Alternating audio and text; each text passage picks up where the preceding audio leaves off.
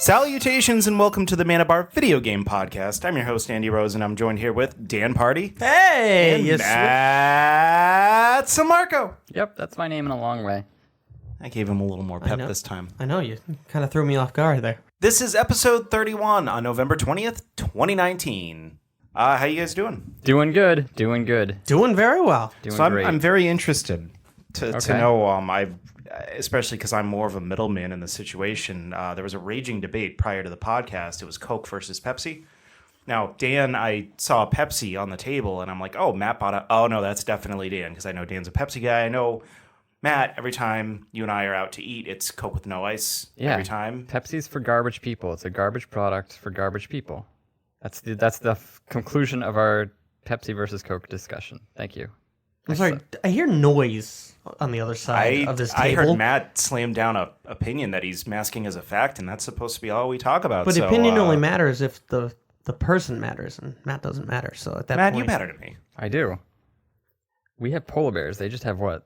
Michael Jackson? Do you guys know what that guy does to children? Oh my God! And Polar bears don't do that. That was like polar bears might. We don't know. We don't know what polar bear. They also have Santa Claus, don't they?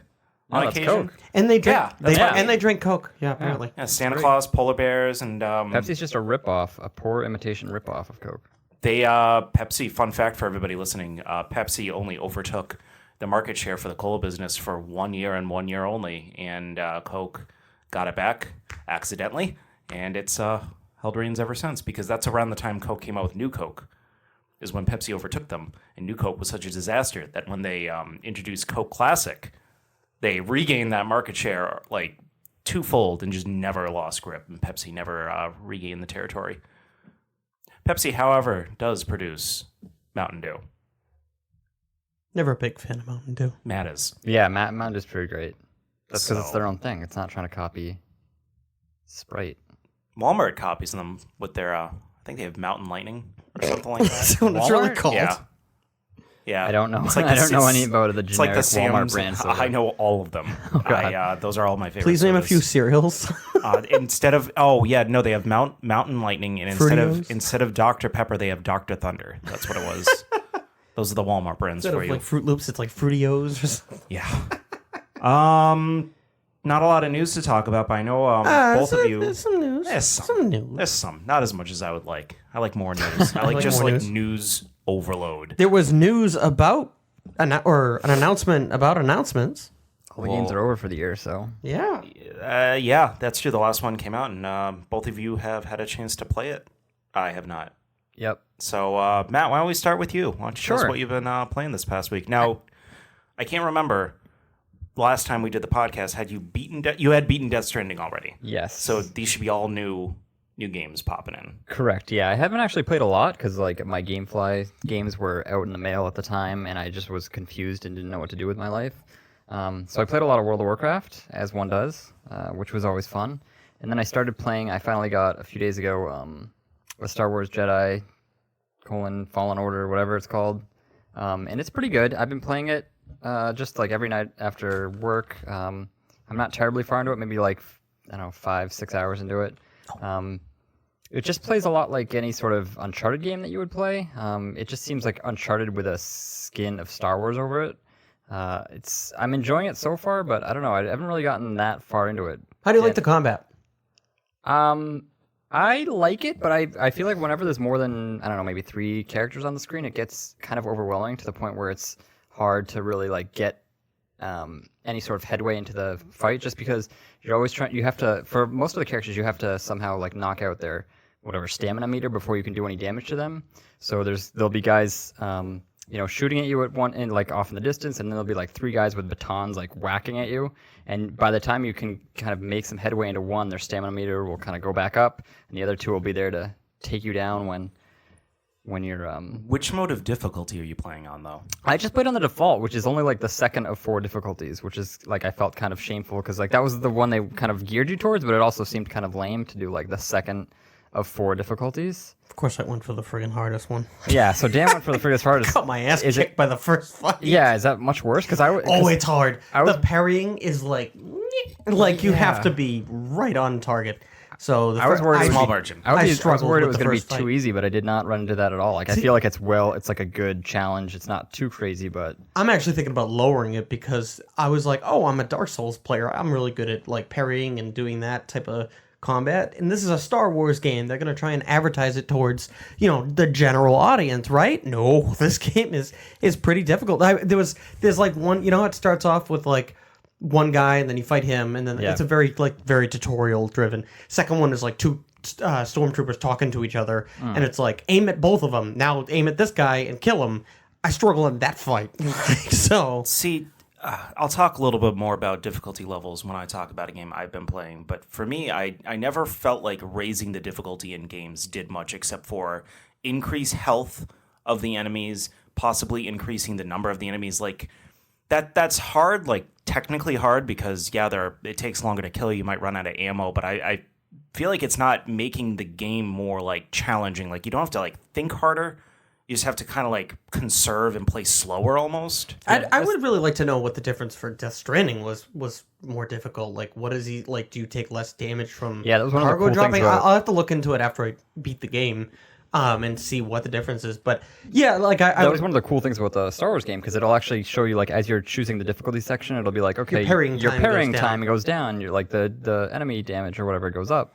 So it'll tell you exactly what I did think that was what things are changing when you go to each difficulty level, and it has like some weird. It feels like a little bit like Dark Souls sometimes too, just because of not only because it seems a little more difficult than I thought, but also it has like those bonfire points, basically like a stand where you sit down where and you just like sit down and pray, and then you get your health back, and then all the enemies get like respawn in the world, and then if one of them kills you, they actually like steal all of your experience for I think I don't know if it's that level or how exactly it works, but like you lose a ton of experience and you have to go back and kill them to get that back. Oh, so I don't know if that's different on the harder difficulty setting, but it is very much like how Dark Souls. Wow, they took a lot from the Dark Souls, what's it called, recipe. Yeah, I thought it was just the style of combat. Dark Souls, you like drop.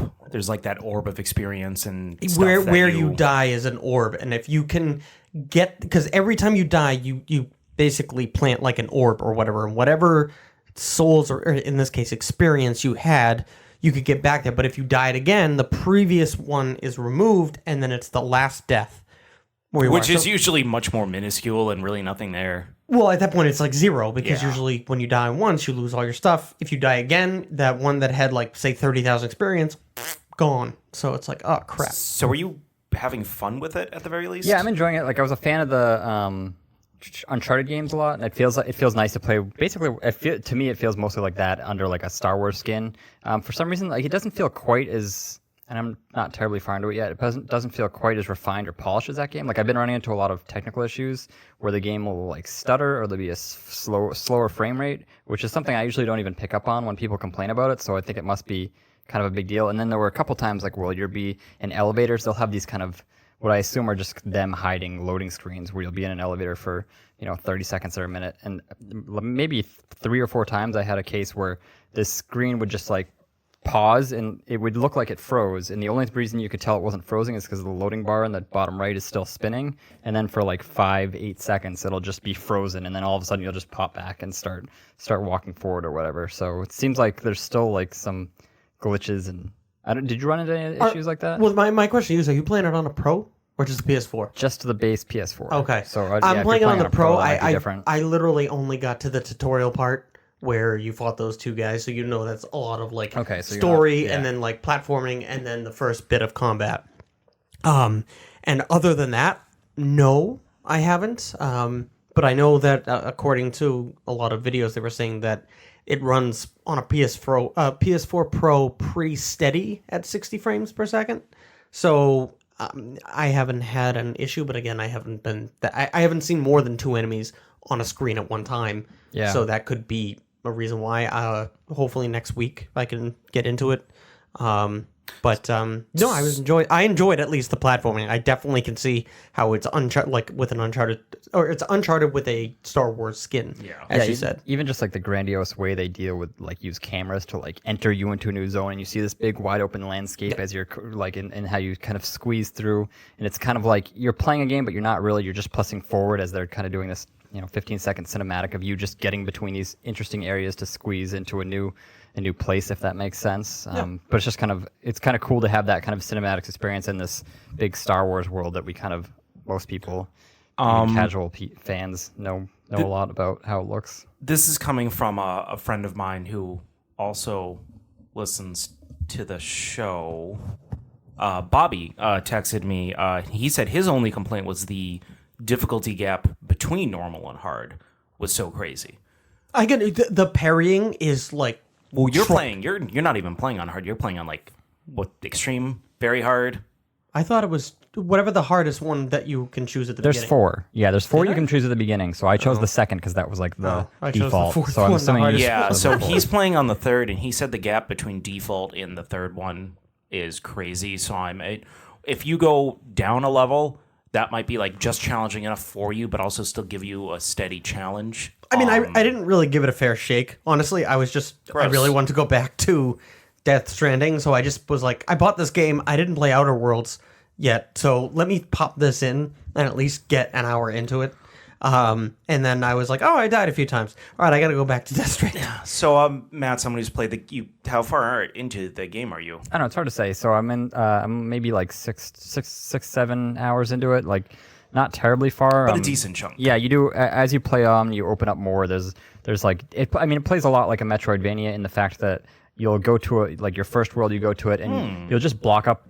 On your mini map, you'll see like green doors and red doors, and the green ones you can go through, and the red ones you don't have the ability to. Like you'll get like a force push, and you'll need to get force push to get through certain walls, and there's like a bunch of different cases like that. So you're going through it.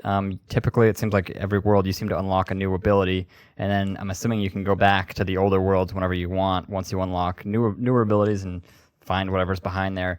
Like a lot of the things that you find in secrets seems to be like you get different kind of variants for your lightsaber, just like different looks to the handle. So it's not really changing how the gameplay works, and you'll get like new suits for your character and like you can like customize the characters. Like, yeah, you can get outfits. different outfits. Oh, that's you awesome. Can get like because the one he had, I was a little goofy. Plus, I want something with a hood. Yeah, I did at one point find a secret that gave me like an extra health pack that I could carry with me, so that kind of upped my ability to heal myself every time I went to a respawn area, and got like 3 of those back instead of 2.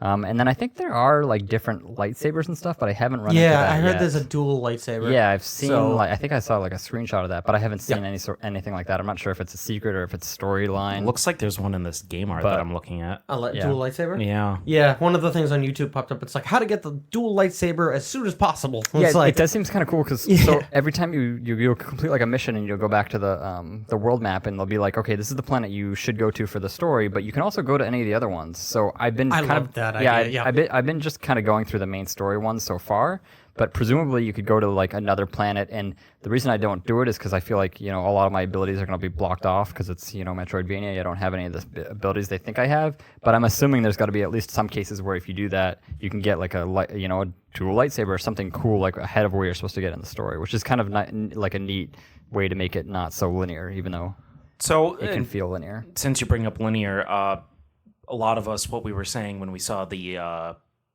what was that thing called? E3. That's a thing. Oh, the demo. The most popular conference for video games each year.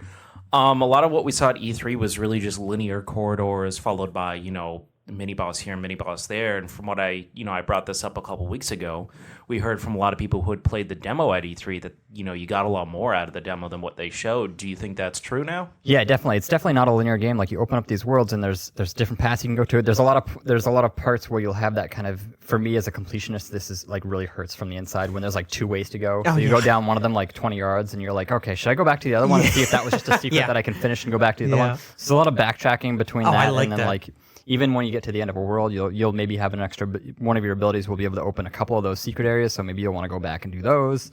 And even like it's not like this linear path. You'll go into a giant puzzle room and you can either do the puzzle, or you could go one of 2 different ways to see if you can figure out something further. How many puzzles are we talking about in this game? I wouldn't say it's super puzzle heavy, but I would say at least one like per planet, and I've only unlocked like 4 planets right now. And I mean, they're pretty interesting puzzles. There's like multi-step. Sometimes you need new abilities to do them, and that sounds exactly like Uncharted. There was like yeah, one exactly. per, like, oh, They you kind have of to feel swing like on a the chandelier and this Tomb Raider pulls games them. or Yeah, something. It's just Yeah. like Or that like sort the, of like it's just kind of this segmented chunk. Every Zelda before Breath of the Wild, where like you need a specific item or something like that to open up the next area. Like Yeah. you can't go over here without a bomb. Yeah. So, I mean, I was kind of down on it when I saw that E3 video because I kind of felt like everyone else, this looks kind of like a boring, linear, just nothing. But it's definitely better than I thought it was going to be. So I'm enjoying it so far. We'll have to kind of see if the story goes anywhere. I mean, the characters, I haven't met too many characters yet, but they do seem kind of fleshed out and kind of interesting as opposed to just, flat, go to this spot. Are they any new character? Are they all new characters? Or are they characters that were in movies? Or I believe they're all new characters. I'm not a big Star Wars guy. Like, I've seen all the movies one time. Well, see, that's why I really wanted to play it. I wanted to know, because I know this takes place right after Execute Order 66. Yeah. So I mean, there's no, like, Leia hasn't been in the game yet. Well, Someone that anyone would notice. Like, there might be some characters. She would have been just a baby anyways. Yeah, true. Oh, it's that part. Yeah, so Execute Order Yeah, I think it 66 takes- came at the end of episode 3. I believe so it this takes like 5 years after episode 3. That makes something sense like that. because the stormtroopers are in it, and at the end of episode 3, you still have like the clone trooper helmets, so that makes sense. Yeah, it's just where they're starting to get strong. See, I wanted to play this merely for the story, like the gameplay, and from what I heard and saw, and from what you told me there, it seems like it'll be like kind of generally fun. But Borderlands was kind of also generally fun, and I'm also sometimes generally bored. Yeah, it's nice. I mean, they also, like, we didn't even really talk about the skill tree. There's a skill tree so you can upgrade your abilities. You have, force abilities, you have lightsaber abilities, and you have, like, just general, like, increase your health and increase your stamina, things like that, abilities. And then, like, as you get through the game, you get these, like, new abilities, like attacks and things that so I was saying you can get, like, the push ability, which will help you open some doors, but it'll also help you fight enemies, and there'll be a lot of those things that you unlock that way you can use in combat too. So it kind of just adds, as you get further along, it just keeps adding little things to make the combat more varied and have you be able to kind of fight against bigger guys later on, which is nice. That doesn't stay flat. And that's my thoughts on Star Wars Fallen Jedi Order : Smooth Luke Skywalker's transition. How many stand-in hours guy. are you probably into it? Sorry, I meant to add. 7 or 8, he said. You said 7 or 8? I've mentioned, yeah. Good. This is And the third time it I've said. still feels like you have quite a... Yeah, like 5 to 8. I don't know, something like that. Okay. No, I played it Monday night and Tuesday night, so I've really only played probably 5 hours, I would think. Maybe Well, that's 6. good. Some people were worried that it was going to be like a short campaign. So I'm glad it's fleshed out. It's not like a... It doesn't seem short, and then even then, I did read that you can kind of, like, after the game, you can kind of clean up all the stuff you missed. So, I mean, even if I did finish at some point, like, I could go back and do all that stuff. So I feel like there's a big chunk of game here. Okay. But, I'm not sure how close I am to the storyline finish. That reminds me of something else I want to bring up for later. Was there anything else you were playing besides this? And WoW? No, that was basically Anything it. new with WoW? I mean, for me, it's so they just entered phase 2 last week. So they released it in like a 6 phase. They're releasing it in 6 phases. Phase 2, they added world PvP, like the honor system, so you can get honor for killing guys. But I play on a PvE server because I don't want to deal with I'm too old to deal with like a 14-year-old ganking me for 5 hours and having my blood pressure go up and be mad at some 14-year-old. So I'm like I just avoid all that stuff. They added a couple like world bosses, which are nice. Like if you have a guild, you can kind of go and get some nice loot from these guys that are instead of being in a dungeon, they're just kind of walking around the world map, which is interesting. But it's also as someone that's playing on a server that's like 3 to 1 or something, Alliance versus Horde. Like there's no way we're really gonna have a shot at taking one of those down. Alliance sucks. Yeah, so it's kind of a bummer in that respect. But yeah, it's besides that. I'm level 60. I've been doing Molten Core, which is the highest level dungeon you can do at this point, the raid. I've done every boss except Ragnaros. With your new guild, because screw those old guys. Yes, my new guild, or my new-ish guild. I've been running with them for like a month plus or so. Yeah. Yeah, it's been fun so far, so we're getting better. Hopefully we'll be able to take out Ragnaros in a week or two. We'll see. Don't we all? Yes. Dan, what have you been playing? Besides Death Stranding? Nothing? All right, talk about Death Stranding. Yeah, is that all right? No, I don't care. Oh, no, I just got to the 4th chapter, so a week and a half or God. 2 weeks in, I'm just at the 4th chapter. And I still am trying to, my goal to 5-star all the people. I just bumped into Conan O'Brien. I thought that was kind of That was So funny. he is in the game. Yes. Yeah, it's funny. You do a side quest for him. So, yeah, he is quite funny. He is a comedian. But just everything that all these little things that they're adding to the game, like I just got like a grenade pouch, and I was like, holy crap, that is like awesome. And it's just this little thing. Well, because Andy's looking at me with like a funny no, I face. just feel alarmed keeping my grenades in a pouch. Yeah, I would be It's a too. special but grenade it's pouch, much, though. It's much better than holding it in a giant container. All right, that's true. That's true. So, and the container takes up space, and the space takes away from carrying other stuff. So, being able to put the grenades in your pouch is a lot easier. So that was just like a tiny little thing, and then now you can carry a separate like battery pack. So now that like if you're on a bike or your what's it called, your skeleton leg thingies, the exosuit runs out of battery, it can replenish it, and it's like, oh, that's awesome. That's just a little bit of stuff that I can take off my worry list when I'm starting to pack for like a mission. But no, I'm still enjoying the absolute hell out of it. Anything new you've realized about it or anything like that? I know you're No, they did. The new chapter one happened, chapter but later, but no, I just all the cutscenes I'm absolutely enjoying right now. I'm absolutely confused about what the heck is going on, which I like that in his type of games, because usually it's like what is this person's motive? Why did they do that? And I'm intrigued. So I've been enjoying the heck out of that, and then continue to play Call of Duty with Mr. Andy over here. How's that going? I'm Andy. Yes. We've been playing Call of Duty. Yeah, we have.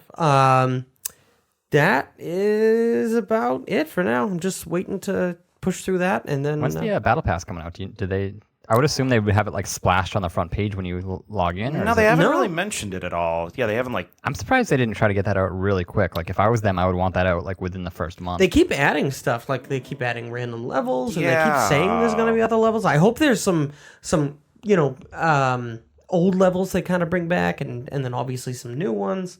Yeah, the first season has yet to be announced or even announce a release date. Also, I don't really have a source or even much information, but I read somewhere today that they were going to be doing some sort of meeting on the future of Modern Warfare or some like video or something like that. I didn't even look at the date of the article. Could have been like weeks ago for all I know. Battle passes make a lot of sense when you're talking about a game like Apex that's going to kind of go, in perpetuity for years to come. But I feel like these games have like a very specific year shelf life where like, okay, the next Call of Duty is going to be next year. So you would think they wouldn't want to get like, however many battle passes they're going to get out. They're probably only going to have 1 year of people actually buying them, like a lot of them. Unless they're deciding to go a different route now. Yeah, I'm thinking, I don't know if that means like maybe they're going to think about doing less Call of Duties, maybe do it every other year and then have these battle passes. I don't know. Well, they're supposed to be, I guess they're trying to add, or there's talks of adding soon Battle Royale, where you're gonna be able to get kill streaks in the Battle Royale. You're gonna be able to, which is kind of be annoying because it's just gonna be the one person that stays alive at the very end, has 20 kills in a row, just uses a helicopter and wipes everyone out. Or sorry, a Vito. Hey Vito! We call it the angry Italian. I call it the Vito because that's what it sounds like he was saying. So I just thought of like, my cousin Vito. He's taking him out. So you say it does almost feel a little bit outdated with these like yearly releases. It does seem like maybe if they just had, at the beginning of the next cycle of consoles, they're like, here's, this is Call of Duty. It's just called Call of Duty year one, and then every year they could add some like expansion pack. I'd be happy and then you could keep all your cosmetics from the season from the battle passes, so that encourages you to keep buying the battle pass. That's why I think with this one, sorry Dan, not to cut you off. Good. That's why I think with this one they might just maybe do the Fortnite battle pass system and just kind of just keep re-upping that. I'm fine with just playing this Call of Duty. No, it's great. I don't need them to have a Black Ops with like the same guns. I don't need them to go back to WW2 again because I would like maybe if you took this Modern Warfare and implanted it with the World War took II. a World War II mode or something like that. And that's what they could do that like every year, just add a cool new mode to it or something. Like here's the World War II mode. It's like a few maps and different weapons. Not only that, remember there was that whole controversy about like the survival mode being exclusive for 1 year, maybe that won't be a problem because maybe this is the Call of Duty that they're sticking with for a little while. And then the only thing maybe they'll do is like, hey, we'll HD Modern Warfare 2. And then, so yeah, we'll get some players on that. But for the main people, they'll stick with Modern Warfare. Yeah. If we keep adding stuff to it. And I just looked at the recent news and nothing except the update. So whatever I read this morning must have been like either old news or just speculation maybe. But I'm fine. I'm perfectly happy. Dan, was there any other games you wanted to talk about? What's your game plan for the rest of the year? You're only on chapter 4 of Death Stranding, and Matt and I are a little. There's more than 4 chapters. I know that. Matt and I are a little. I know. Alarmed. I know. I know. To Dan's credit, he doesn't have the issues that I have, where he's at least played all the games that come out this year, or at least most of them. I haven't even touched. We're talking Game of the Year discussion. I mean, I know where I could put this in my Game of the Year list.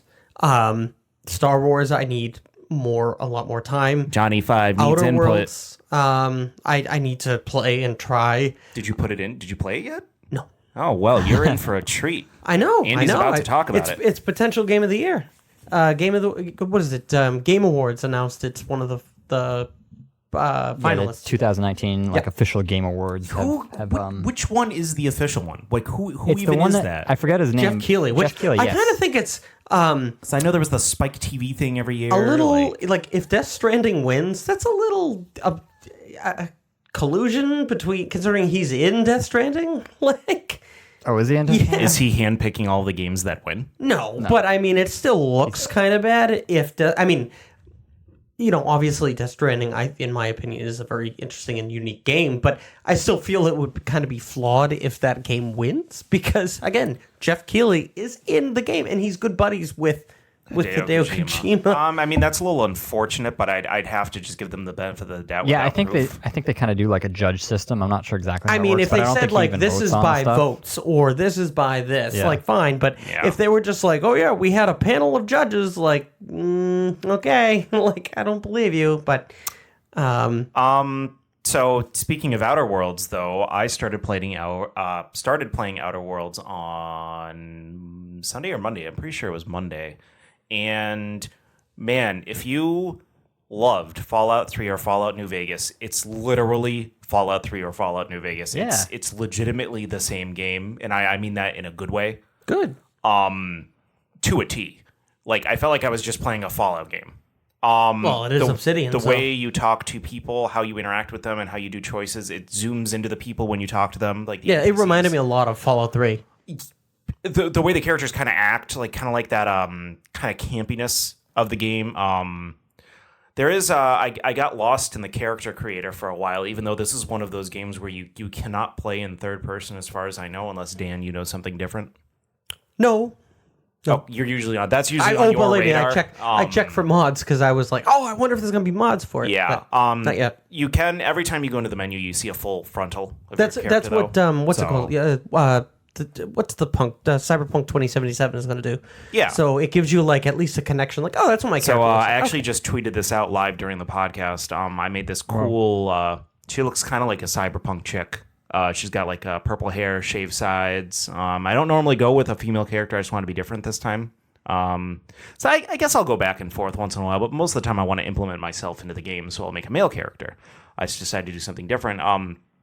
Your character will talk with the answers, but there's no actual voice actor, so kind of like going back to that Fallout 3, Fallout New Vegas. Oh, that's neat. Esque. Yeah. Type thing where protagonist. A lot of the answers you can give are very sarcastic and very funny. Yeah. Gameplay so far is pretty solid, and it fixed the one thing that I hated about Fallout. The game feels like if Fallout 3 and BioShock had a baby, that's what the game kind of feels like. Fallout kind of has that same aesthetic as BioShock, where it was like that goofy kind of like 1950s era type stuff to it, So that's the reason why I feel like it's more of an infusion. But unlike both of those games, this game, you hit X to jump. Not triangle. Okay. You hit X to jump. Oh, yeah. That's the right button. That's the correct way. That is the correct button It's to X jump. or A, or I forget what the Xbox controller looks like because it's been so long. I mean, Yeah, the triangle's weird. Whatever that up button is, that's not jump. That's not supposed to be jump. Obsidian did it right here, so I'm very happy of that. I've only scratched the surface, but man, I can tell I'm gonna thoroughly enjoy this game. This is only about probably like an hour into it, maybe a little less. But you get to your main ship, and the main ship has an AI computer, which Matt you mentioned, and it is very reminiscent. It's like a campy version of HAL from that movie that I can't think of the 2001: A Space Odyssey. Yes. That was the movie. It's like a campy version of that, and the computer has its own like face on a computer screen, and she has emotes and everything like that. That's not the moon looking thing, is it? No. Oh, okay. No, but it's really funny. And yeah, like a lot of the whenever you go into the menu and there's like a new ability or something like that, like that's when the BioShock stuff comes in, because every time you got like a plasmid or something like that, you get like this cool little intro animation thing. Animation. Oh, do they have like a 50s like cartoon thingy? Oh yeah. Oh, that's great. Oh yeah. I can't really nail down the era, 30s, 40s, 50s, something like that. But it is very futuristic. You are in space. You are on like awesome. That is as future as it gets. It's not like BioShock where you're under the sea in the 1930s or anything like that. So I wonder if this game could help launch Obsidian into basically what almost certain Obsidian just announced a bunch of games. Well, that's awesome, because I mean this is what Bethesda was, 10 years ago. They were making all the games that people loved. Everything that they were doing, they were getting like a thumbs up from the fan base, and now it just seems like everyone's kind of flipping them off and just saying, screw you. They they're money hungry. announced a game that they're co-creating with Xbox Game Studios called Grounded. Oh, I did hear about that, but isn't that like a co-op survival thingy? Something like that. I'm not interested. Yeah, it'd be interesting because like Xbox bought them last year, but this was kind of one of the games where they're already so far in development. They already had plans to release it on PS4, but presumably like if they made an Outer Worlds 2, it could be a nice Xbox exclusive next year or the year after that, whenever they get around to making that. As much as I don't like Xbox getting exclusives because it means I probably won't be playing them, I think that would be a great thing to help like kind of keep the competition going between the two studios. But yeah, so far I'm loving it. I don't have any complaints or anything like that. Gameplay seems pretty smooth. I did kind of shoot myself in the foot though, because literally. What's that? Literally? No. So I'm the type of person where so usually I always play kind of the same character, and I kind of try to do something different this time. You pop skill points in your stats and all that stuff, and I'm like, I'm not going to be a strong person this time. I'm going to be more of I'm going to try to use... Well, I always try to sneak in games, but I definitely amplified sneaking and engineering and those skills. And then... Those are fun. Engineering's fun. Yeah, I'm very excited to see what I can do with it. The unfortunate thing is the amount I can carry goes down, and I'm a pack rat, a hoarder when it comes to those games where I'm like, I'm going to grab everything and just see what I can do with it later. I haven't hit that breaking point where I'm like, I have too much stuff, but I know it's coming. Well, there's a talent or two that you can get that'll increase how much you can carry by a pretty significant amount. I feel like I'm kind of the same way, where I always get annoyed at having not enough inventory space. And I think there was only throughout the whole game there was only 2 points where I even filled up my inventory to where I had to clear it out. Especially because whenever I found those perk points, I would go ahead and get those with my you get a perk point every time you level up or whatever. Yeah. So I always kind of got those, and I didn't have any issue with it. So similar to Fallout 4, you could pop something in one of the special attributes, and if you put one in S, it would give you more carrying capacity. Oh, okay. Stuff like that. It's very similar to that, but yeah, can't wait to play more. I have been playing more of Link's Awakening. I'm still loving the hell out of that game.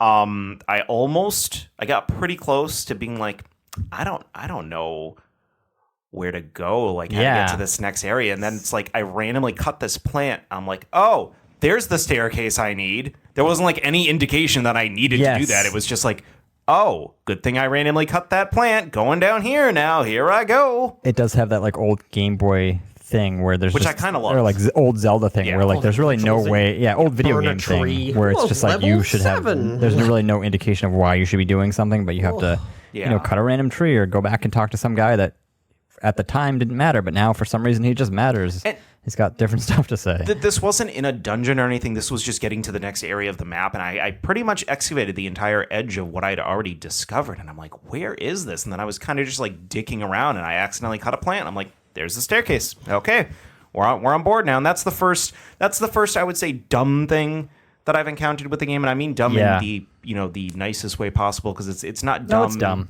Well, it's dumb in a way that it's hard for no reason. There's nothing pointing you in that direction. But I like games that push me to be like, all right, think outside of the box. Just start cutting down plants. Just start using the powder on things. See what happens. That's how I lit those fire sticks in that dungeon. I didn't know that the magic power was going to light them on fire. I'm just like, let's try this and see what happens. I usually, like, instead of whenever I solve things like that, I get more frustrated when I solve it than when I'm not like, oh man, I figured that out. I was like, that was the dumbest thing I've ever seen in my life. How could they expect me to think that? That's what the original Zelda is. I played I've said before, it's my favorite Zelda game, and I have played it, probably a dozen times when I was growing up on Game Boy, at least half a dozen times, and like I still got stuck in a bunch of places because I haven't played it in probably a dozen plus years at this point. So, did you have a Game Gear?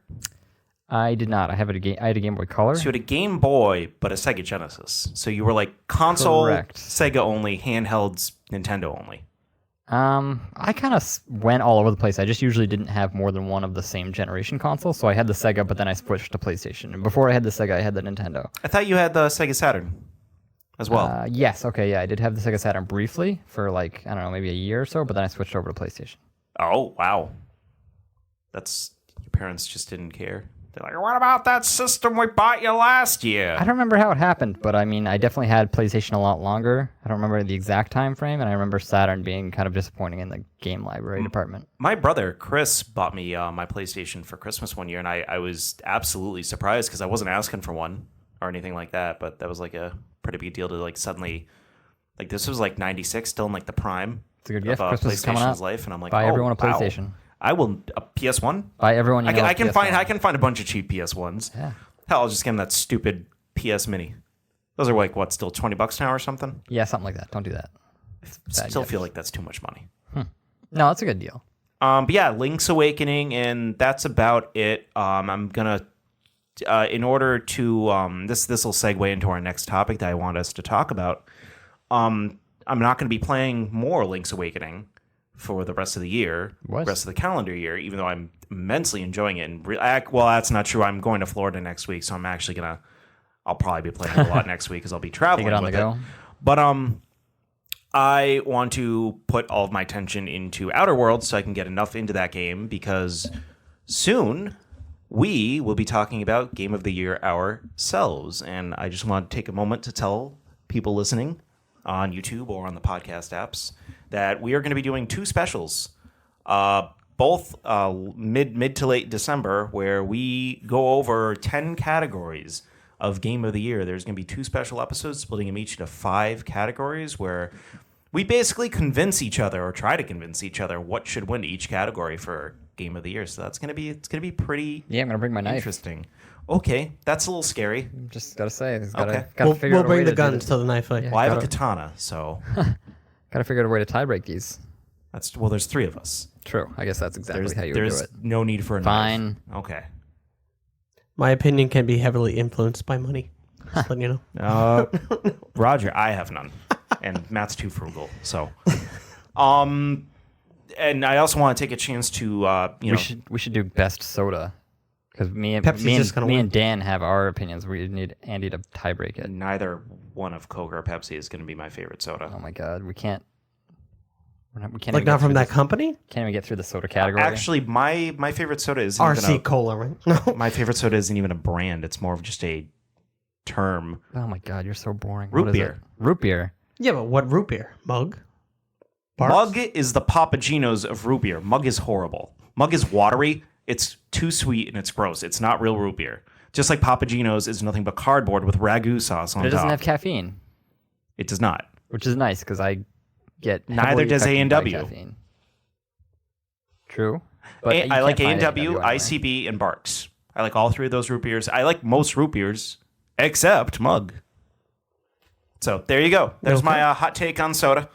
All right, I guess it's a 3-way tie If I'm gonna for do first and last. If I'm gonna do a Coke, it's gonna be vanilla Coke primarily. If I'm gonna do Pepsi, it'll be just the normal Pepsi primarily. See, he just needs the normal Pepsi. Oh my god! Please write in. So, anyways, I also want to Coke take is a chance to thank the listeners.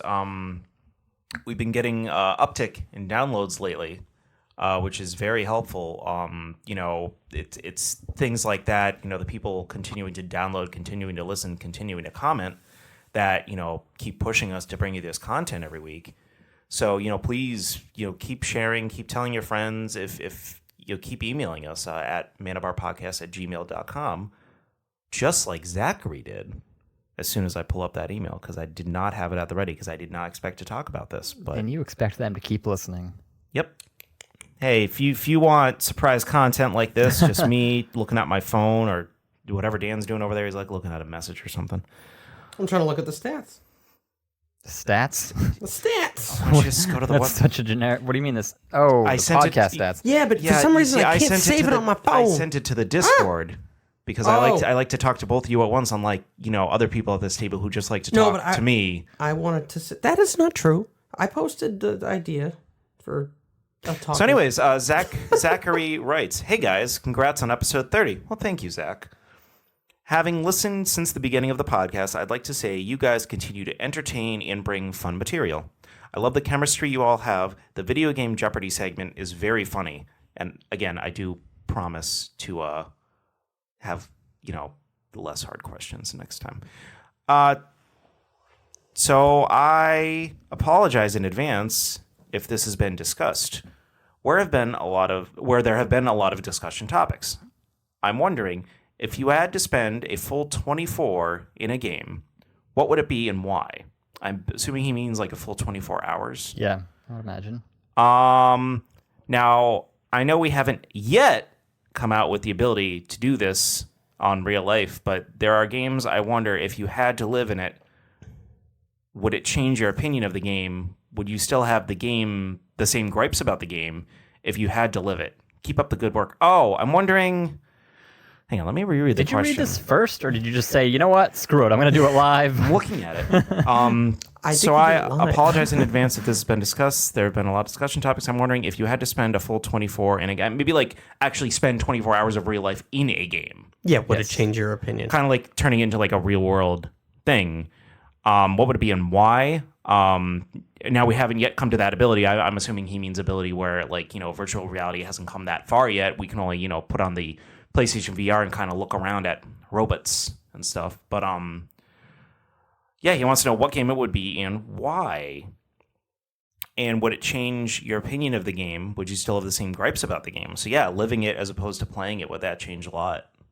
And to that point, I say 100% yes, because a lot of issues I'll have with games are like controls and lags. If I'm just controlling everything in game, there's not as many problems. True. Yeah, but it's also different if you're running around a world where everyone's trying to kill you. Well, yeah. If you were in like Resident Evil or Silent Hill or something. So what game would you go? What would you pick, Matt? Picross? You just be in Picross? Yeah, I'd be so happy. You're just walking around. You'd just be walking around like touching tiles. Like, hey. I don't know. I didn't read this email prior, but that's a really good question. I have no idea what. I can tell you what world I don't want to live in. Like Raccoon City. Raccoon City. Death Stranding. Death Stranding. Friggin' Silent Hill probably would be the top. Like, never, ever, ever, ever, ever even want to go close to that town.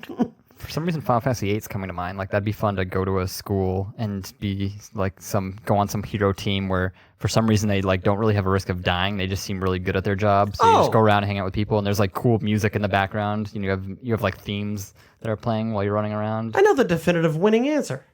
Pokemon. Ooh. That's like the winner. I just realized that. Yeah, that's a winner. You go in, and it's like, holy crap, I can catch all these Pokemon. Oh, I'm more thinking about the fact that I'm able to kick out my kid at 10. I don't have to like spend any money on him. Oh, that too. You wouldn't be allowed to go on a Pokemon adventure because you're too old. You have to be like 10 What? to This 13. like, haven't you seen like you walk by some of the old people and they're like, ding, let's fight. Like this old people. Yeah, they're just standing there though. They're not adventuring. They're just standing and Yeah, waiting. they already adventured. Okay, they did. Anyway, I think I picked a winner. It would be No, any I of the would. Pokemon I've been worlds. wanting that since I was 10. So. And then you can't die; you just pass out. Well, and nobody steals your money. They just- technically, you eventually die of old age. Your Pokemon faint. yeah, that's instead it. of They just dying. faint. No, that's actually, yeah. I'm not sure I just can thought come of up that. with a better answer than that. I don't even really want to go become a Pokemon master. I just want to like that would be something where I would just like collect my favorites and even just have like a pet Squirtle to pal around with. Like I would totally go out and battle and shit. I'm just pretty saying. sure everyone would get annoyed with their Pokemon. Like, hey, say something different, Squirtle. Nope. Well, Sorry. in the games, they didn't say their names. In the games, they just like kind of growled and actually acted. So they're like animals. Yeah. So if it was a little more like that, it was just the cartoon that added in. Both the Japanese and the American cartoons added in like the saying of names, but. Yeah, there's a lot of fun games that I could think of being in, but all of them include me being, maimed, Chopped up into pieces.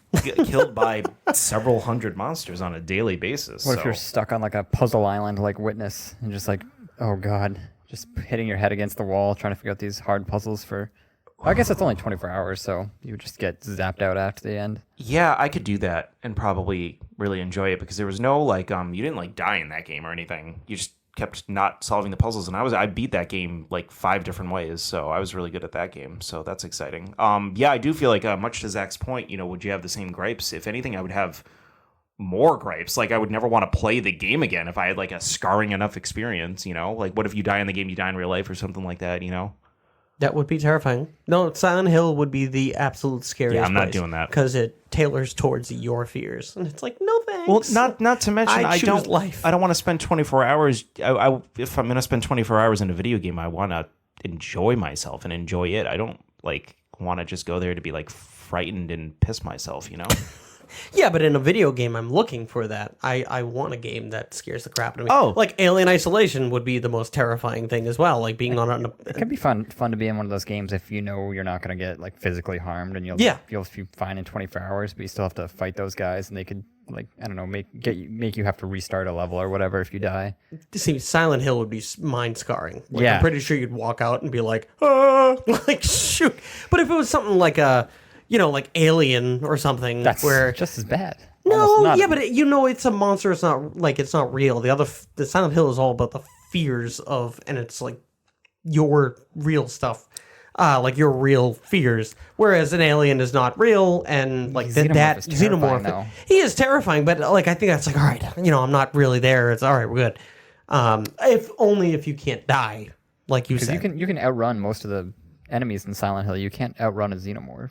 you can outrun them, but they're still in your head. Like, dude, that lips thing is still around. No thanks. I'm all set. Knowing that's real? No. You said xenomorph. I thought of necromorph, and I'm like, wait a minute, what lip thing in Dead Space are you talking about? No, not Dead Space. Wrong thing. That's why I said I thought of necromorph. Dead Space would also be another something one I that would just be thought terrifying. of. Cyberpunk. I would love to live that for 24 hours. Just be able to like kind of like mod my body, have that aesthetic, have like a cool motorcycle or shit like that. I mean, because that's like kind of like choose your own Yeah, adventure. be a cyborg. You don't have to be like a drug lord hooker or whatever the main character is in that game. Can you be a Like, drug lord hooker?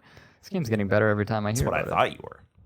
You can. It's like Grand Theft Auto. You can like Grand Theft Auto was just life. I mean, Cyberpunk is just life, a perspective of life in the future. It's something I'm never going to get to actually live out in our lifetime. So might as well live it out in a video game for 24 hours. Be That's dead. true. I would love to do Final Fantasy or Zelda or something like that, but like they just both seem so depressing.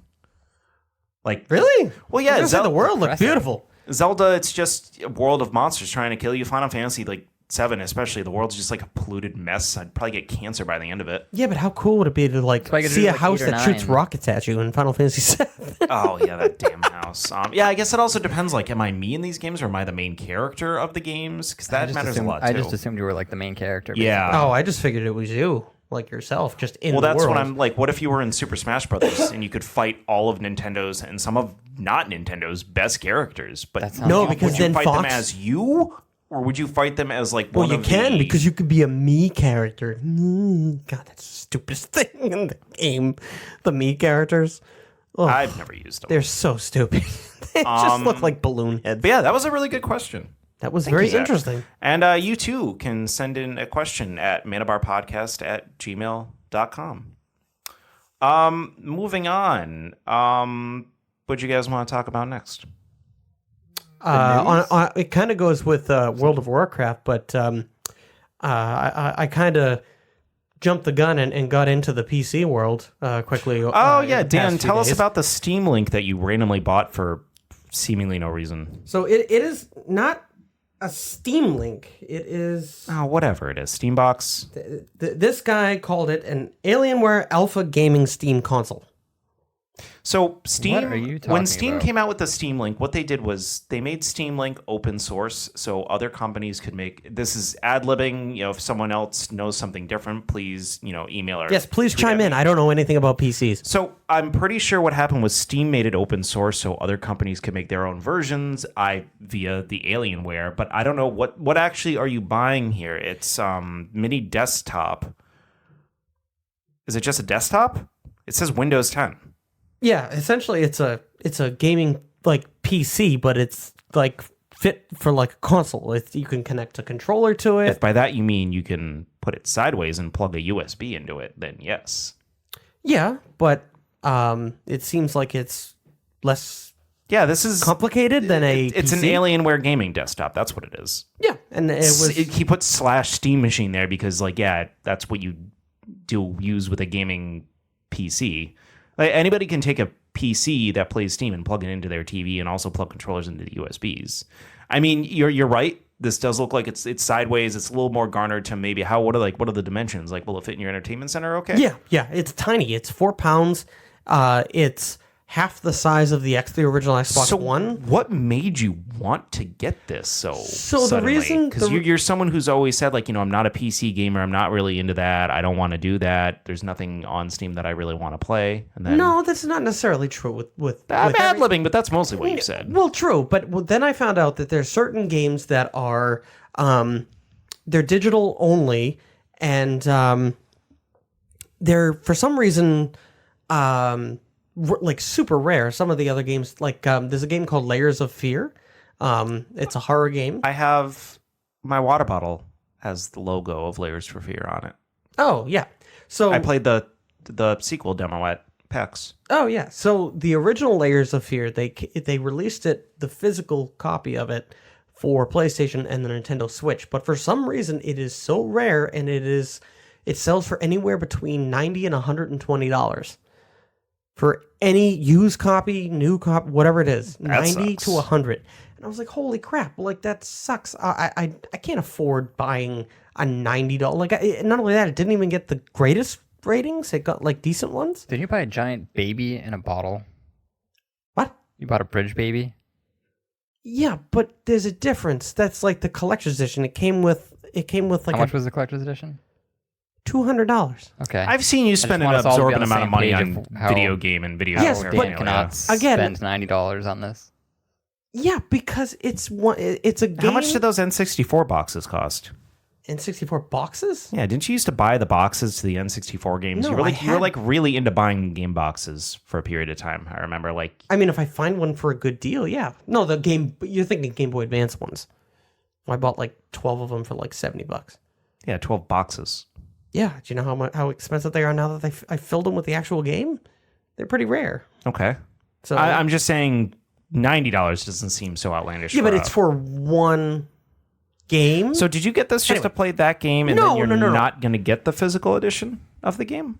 Well, the digital one is $20. And plus I thought, hey. Yeah, but isn't that and I'm sorry not to cut you off here, but that's always been what you've been against. You're I want the physical copies of the games. I hate digital copies of anything. I do, but you and calling actually, you on your shit, Dan. I'm not calling me on my shit because, again, something you said, Andy, a little while ago. I say a lot of great things. I like where this is going. And you said it about Stadia, or that Stadia did it the opposite way, where you don't own that product. Once Google cuts off the server, you no longer have access to it. But I've been telling you for a while. When you buy a game and download it, you own the game. You can play it offline. Exactly, and you could technically transport it to a disc, and therefore, so it kind of changed my mind on it. And it's now.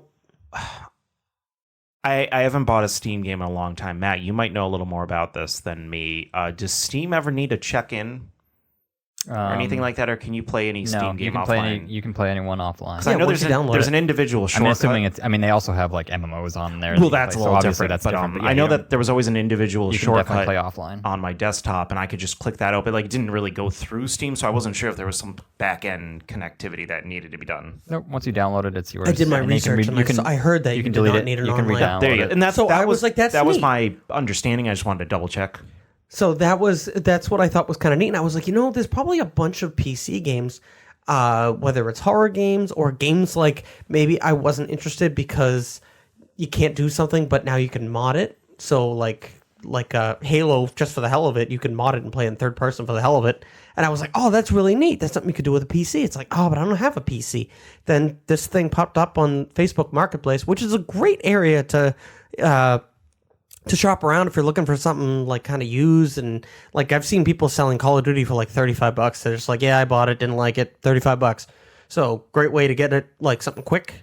So sorry you can't quick scope anymore. That's probably why they didn't like it. That's true. That is true.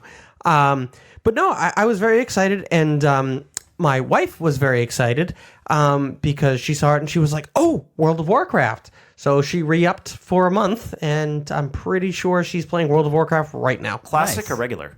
Regular? Well, you get both when you get both. Subscribe. I told her about the other one. Yeah. She's like, yeah, but then I have to start at 0. And I'm like, isn't that fun? She's like, no, I have a character at 60. I'll stick with them. She had a really cool, like, and because I don't know anything about World of Warcraft, so she was kind of running around, and she had a really cool, like, name for her character. It was like Candle Red, and I was like, oh, that's a really cool sounding name. And she was like, well, it's from like a book or something. I was like, oh, I thought you came up, but I was like, I don't know, that sounds like a really cool character. World of Warcraft is back. So yeah, she was hopping around, running around playing World of Warcraft, and it looked great. It ran great on this thing. I know World of Warcraft technically isn't really like a taxing game for your PC, but I was hoping to try some games because I think during the holidays, doesn't Steam do like a Humble Bundle during the holidays? They do like a big holiday sale. Yeah, usually, so I figured that was like, maybe that's a good time to jump in, get a few games that are older that I didn't get to play on any of the systems, but get it for a lot cheaper on Steam. Yeah. So speaking of naming characters, something for my Outer Worlds character, I named her Karasu. So usually what I'll do is if I can't come up with a clever name or anything like that, or I don't want to use something dumb like, Andy Prime 01 or something like that, like, the same thing I always use for everything. What I'll do is I'll go to the old Google Japanese to English translator, and I'm like, all right, what about my character can I translate to Japanese so it suddenly sounds like a cool name? So I took the word Raven because she's got like the dark purples and everything like that, and it what came out as Karasu. So I was really excited. So you're about that. Raven. Yes. My dream has come true. I'm Raven from Teen Titans. Okay. All is right with the world. You guys want to play some Anthem? I mean, BioWare still wants us to. Yeah. Aren't they planning like a huge revamp? Of Yeah. The entire... Well, We're gonna it do hasn't been Anthem. officially announced by Anthem. Was this just This is leaks? sources has said that it's not dead. They're trying to overhaul it. Actually, 2 games have been announced that they're trying to overhaul. 2 games from BioWare or 2 games? 2 games. 2 games that have 76? nope. That have failed miserably right away. And one of them I'm a little excited about because they sent out a survey, and I'll tell you in a minute. So the first one is Anthem. That, again, its sources have said that it's not dead. They're looking to jump it in, fix it, do some other things. The other one... Exact opposite of what they did with Fallout 76. Andromeda. Oh, yeah. Andromeda, and then they just dropped like a bad habit. The other one would be Ghost Recon Breakpoint. And I did remember seeing that. Ghost Recon Breakpoint sent out an overhaul and or trying to basically fix the game. And one of the things they sent out in the survey, and I was very excited because it said pick the top 5 things that bother you about this game and tell me why. And one of them was online, like constant online connection. Like click that fucking 70 times. I don't think clicking is 70 times. I know. I'm register kidding. 70 times. That's kind of like anytime you're trying to like make a screen go by in a video game and you just keep pressing A. You mean like all of Matt's cutscenes in video games? No, those go by really quick. Hey. But I was excited to see that they were like, they want fan feedback, and they were like, oh, is constant online connection like a problem? Do you not like it? And apparently it seems like it's a big issue, because on top of that, I went to just for the hell of it, I go on like I'll check in with certain games that require an online connection to see if they've removed that online connection, just to see like, maybe. And this is like the thing that's always on your mind. Yeah, a little bit. And so at one point, I guess there's a petition. It's weird. On change.org to remove the online connection for Ghost Recon, and it has over, I think it was around 6,000 what's it called? People that have backed it. Is that the only 6,000 active players they've had this entire time? Maybe, but there's other things on there about Ghost Recon, but they only have like 100 or like 200. This has 6,000 people's names on it. For change.org, I don't know, or for online protests, I don't know in retrospective, and I have no frame of reference on whether or not that's supposedly a lot or very little. But I would think that if they're looking to fix the game, like if they can... Well, they put it on their own survey. And they put it on their own survey, too. I think that's more telling than the Well, that petition. is. That's what makes me excited, that they might fix the game, and they might remove the online connectivity, which would make me potentially change my tune on that game. Matt, you actually played Breakpoint. What could they change on this game that would make you go back to it? They would have to make... So I fell off pretty early because it was just too confusing as to what you should be doing, what you want to do. They would have to redo all the menus so that they made some sort of sense, so that you kind of understood like what you're supposed to do and how you get upgrades and things like that. Hang on, Matt. We need a pause so Dan can pour his goddamn soda into the cup. Because there's not going to be any way for him to pour it in the cup without it making a noise. Just go. Pour it now. Pour the fucking drink into the cup. There you go. It's in. Okay. I was trying to test and see how loud it was. It was louder than I expected. All right, Matt. Continue. I don't know. I feel very shooken up and in danger. To change the game, like I just didn't feel like there was any like point to anything that I was doing. Like there was no direction about like, why do I even want that upgrade to my gun? What does it do to my gun?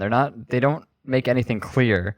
They never like, why do I like, what does this blueprint actually get for me? Because do I need just the blueprint and then I get the gun? Do I have to get materials for the gun? So it doesn't seem like there was a lot of direction. There was no direction to the point where like I'm just like confused and I'm just, all right, I'll just go to this base and try to kill guys. And then I think what annoyed me was the first couple of missions I did were just like seemed like disproportionately difficult. Like there was just like, it was this huge base with tons of guys and I just died like 4 or 5 times in a row. So they didn't really onboard you onto how to actually play the game and get things done, and just, little side secrets here and there. And just the way that they throw the story out too, where you're kind of like, you're going to this hub world where these NPCs that are seemingly just talking to you, but there's also like 4, other human characters walking around like talking to him at the same time, which is kind of jarring and takes you out of it completely.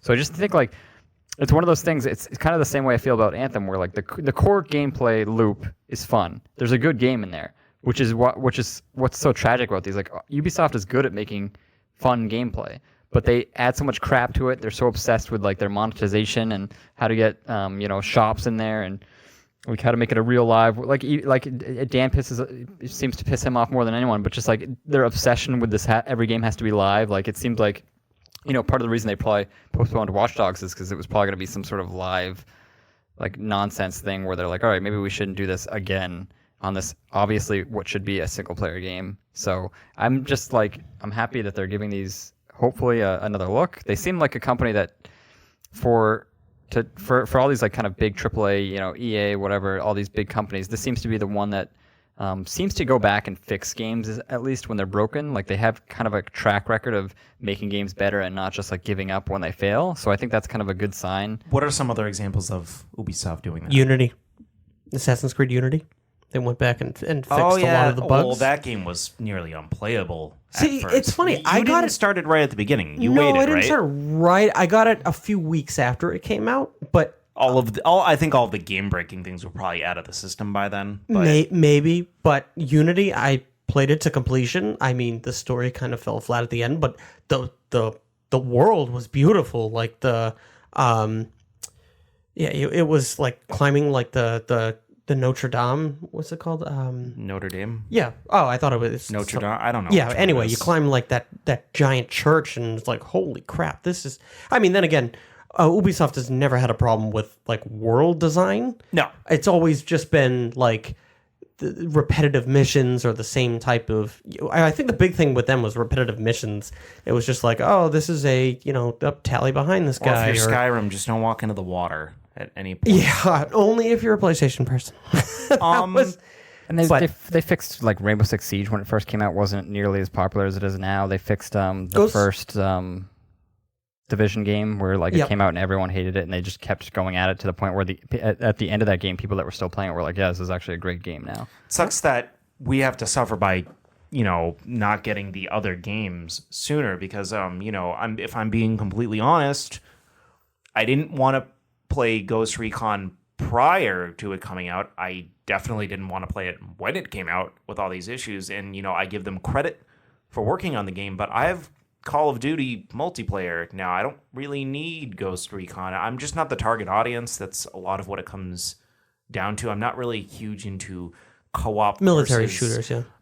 Well, that too. It's more the co-op versus computer player aspect of it that I'm just not into. It just seems like it's going to be very boring. Like, I would play the Modern Warfare campaign before I played Ghost Recon. Anthem, however, is something I would be interested in, but recent discoveries have proved that I'm not huge into looter shooters. Borderlands 3. Do I regret selling it as soon as I did? A little. Do I really regret it? Not really. I'm just not into looter shooters. It's why I didn't really take to Destiny too much. I'm not sure. I'm not sure what Anthem can do either. And also, Anthem's a different company. EA. What other games has EA come out with that were complete bombshells and then they fixed them? Because I remember in Andromeda they did a quick band-aid and then said basically, we're never updating this game again, and dropped it like a bad habit and told BioWare, you better not fuck up next time, and then they fucked up. Yeah, plus the top, like the people that are kind of at the head lead design of that game have been leaving. Like the first 2 guys have already left. So before it even came out, there were people leaving.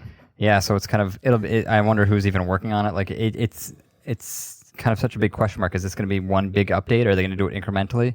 Because I feel like at this point it's got such bad ill will that it has to be like one big thing, and it has to be like crazy good to get people back interested in this game. And then how do you deal with to make it free to play too? The problem is the game's like $10 now because they made some money and no one bought it, so they're not going to make as much money. Like they're going to have to make this a separate buy-in. Yeah. Where the people that got the first game, don't have to pay extra or something. It just seems like they're going to have to get a Hail Mary on this to make it all work. There's so many things working against them as far as that. I'm just wondering if they're trying to get the Hello Games effect where, and I feel like a few companies are trying to do this. Andy's looking at me funny. Hello Games is No Man's Sky people. So they were the ones that they really did not hit on a lot of their promises, and then they went back and they really added a ton of content to kind of make good on their promise of No Man's Sky. And I mean, if you go online and type in like company that has like best redeemed themselves, like video game company, it's always like Hello Games, Hello Games, Hello Games. See, the issue is I don't see EA as being a company to be like that as opposed to a small developer. No, but it could be, again, if all they have to do is say, hey, you know what? We're going to leave, this group of people to stick with Anthem and show that, hey, we're not going to bail on it or whatever, so they can get some sort of like saving grace PR on that game, especially with, if they took like a hard hit on the next game they're working on. I'm guessing Dragon Age is the next game they're working on. So maybe they're like, you know what? Maybe we hit a little snag with Dragon Age. And we got nothing coming out for a while. So let's make the most of what we have and let's try and get a bigger audience. Anthem looks like a really cool game. When I heard that they were doing an overhaul, again, the same things ran through my head with Ghost Recon. Maybe they'll make it offline. Maybe I can actually play the story without, Could you play Anthem offline? No. No? Nope. That's why I completely didn't touch that one either. Or even, what if it was online only, but they just made it free to play? Would that interest you at all? Yes. I'd be interested. Because at that point, I'm not paying for it. Yeah. And I'm getting my money's worth for that. But I just don't want to pay for something that I know it's not mine. I don't have, I just can't put, I just can't put into that because I just know it's just going to be gone. Yeah, that's why, like I said, the Steam thing, knowing that I own it, it's mine. I've been telling you that for years. Well, I think it finally just kind of hit. So here's the thing, and to give EA a bit of credit here, they have been saying since the get-go that they weren't giving up on it. So if this, we're almost a year into Anthem now. When did it come out? January, February? I want to say one earlier, yeah, February. Because you started February. EA Access. That or sounds something. right. Yeah. So and we went Around over that this time. before. Anthem's problems weren't just Anthem the game. There was a culture issue at BioWare. There was a lot of people who were in charge or not in charge Overworked too, anymore. right? There was 2 separate studios. They didn't communicate well. So there's more than just Anthem was bad. There's a lot of systemic issues there. So they, I would have to see proof that they're actually going above and beyond to fix Anthem. If that's true or not, and then we'll see what happens. But Overhaul to me seems like they're just changing the entire game, and like who They knows? would have to. Who knows what Overhaul There's means? a lot of stuff that needs to be fixed with that game. Just Yeah, like the loading, you said the there was hub some world. like dungeon. You got to one dungeon area, and it was just Oh, Yeah, like a impossible. grind Yeah. fest. No, it was just a grind fest or something. Yeah, there was something, I forget what it was called. It's like the Temple Quest or something. Yeah, and you said where, it was like all the quests take like 30 minutes or so, and then you get to this one quest where it's like, okay, there's 4 temples. To open them, you each have to do a checklist of things. So you go to each temple, and it'll be like, all right, you have to do these 4 things. And each of the 4 things is like, open 10 chests in this big open world, win, complete 3 strikes or whatever the whole missions are. But it's basically like you like this multi-hour, like 8 hours, something like that, just time gate on you. Basically to just kind of lengthen the game, but it's just kind of fetch quests, busy work. That's just like frustrating and not fun. And then like they even had like one of them was, you had to find 10 chests in the open world, but you'd be in this big open world with other people, and it would only count for the people that got to it. So you just see these empty chests lying around because everyone was doing it. So it's just like so frustrating. So it's like, I'm done with this game. Yeah, I feel like that's something WoW was really good at. Was if you had a lot of people doing the same quest at once, they were really good. Even when WoW Classic was launched, I didn't really have much issues. They were respawning everything pretty quickly. Yeah. So that's not even that hard of a thing to fix. But yeah, we'll see what happens. I mean, I'll give them the benefit of the doubt. Obviously, Ubisoft has a better track record than EA does. Truth. So we'll see what happens there. But yeah, I know there were people who were looking forward to the next Dragon Age, and I was looking forward for the first time to a Watch Dogs game. So it sucks that the other games we're looking forward to kind of have to get the shaft. But I mean, that's just the yeah, it's just more nature of the questions for beast. those. Like, are those going to become cross-gen games now? Like, when is Watch Dogs going to come out? It's going to come out 3 months before. Did Watch Dogs get pushed back indefinitely to a non-release date? They said Everything, all got pushed back to the next fiscal year, which I believe starts in like May or somewhere around there. So presumably it'll come out sometime in the summer, Weren't unless there they push it back others- even further. But Weren't there others that got pushed back even further to the point where we figured that they're Yes. just canceled? like, well, I wouldn't there's, say they're canceled, but I would assume Beyond Good and Evil 2 has So been they- pushed back. Which was also going to be an online. they had the What was it, Gods and Monsters that like was far off Oh, anyway. yeah, but that- they didn't even really look like that was even remotely That close. was, it was All a they had was pre-rendered like a trailer. Yeah. yeah, and it had like a cartoonish like Assassin's Creed Odyssey. I didn't even know character. what that game was going to be. Yeah, I mean there it looked was- neat, but There was that like co-op game. Was it another Rainbow Six game? There was some other That's game. got- it was an add-on. Yeah. That, Yeah. that Oh, got okay. postponed. Add-ons a little different. Yeah. Are you sure? I thought it was a standalone, but No, because I remember it being like Rainbow Six Siege, like Survive or something. Yeah. And it was more like a survival, kind of like Left 4 Dead style. yeah, that's what I was thinking. I thought it was this whole separate game. Oh no! It was just an add-on for Rainbow Six Siege. So, do you guys know that tomorrow is Black Friday? No, it's not. No, it is not. It's not? It's not. It's Half-Life 3 Thursday. Okay.